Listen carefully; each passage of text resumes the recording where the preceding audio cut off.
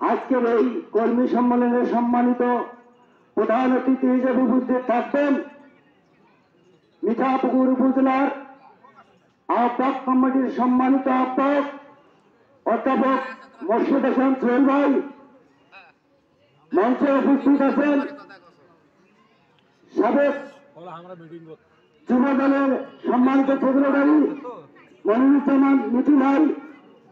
উপস্থিত আছেন স্বেচ্ছাসেবক দলের সম্মানিত আহ্বায়ক শফিকুল ভাই। উপস্থিত আছেন স্বেচ্ছাসেবক দলের সংগ্রামী সদস্য সচিব রুবেল সাদী ভাই। উপস্থিত আছেন মৎস্যজীবী দলের অজিত ভাই। উপস্থিত আছেন 10 নং বালু নাসিরপুর ইউনিয়ন বিএনপির আহ্বায়ক কমিটির সম্মানিত আহ্বায়ক বন্ধু। সঞ্চালনায় আছেন আমার বন্ধুবার লুৎফর রহমান মিঠু। সংগ্রামী সাথী বন্ধুগণ,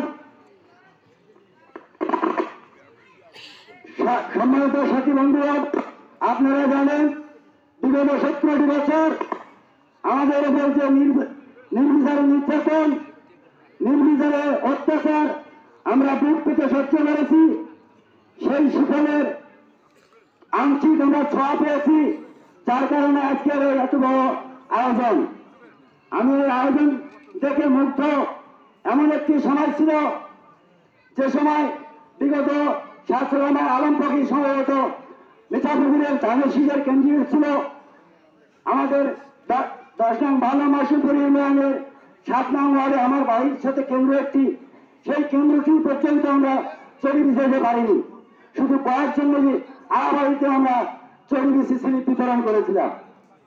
এই নির্বিচার নির্যাতন সহ্য করে আজকে এই সুফল।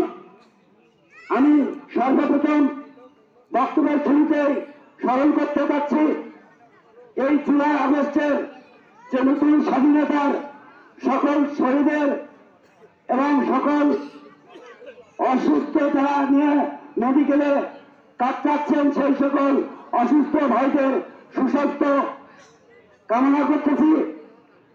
এবং আমি তার সাথে এটা বক্তব্য দেওয়ার সময় নয়, এটা কর্মী সম্মেলন।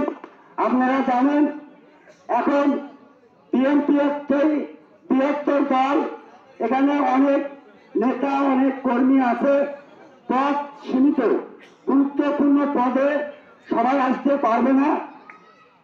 এটা সবার জন্য আল্লাহ পাক যাকে সম্মান দিয়েছেন শুধু সেই ব্যক্তিটি সম্মান পাবেন, কিন্তু এই বলে কি মন খারাপ করার কোনো কারণ নেই। কারণটা হচ্ছে যারা শেষ সদস্য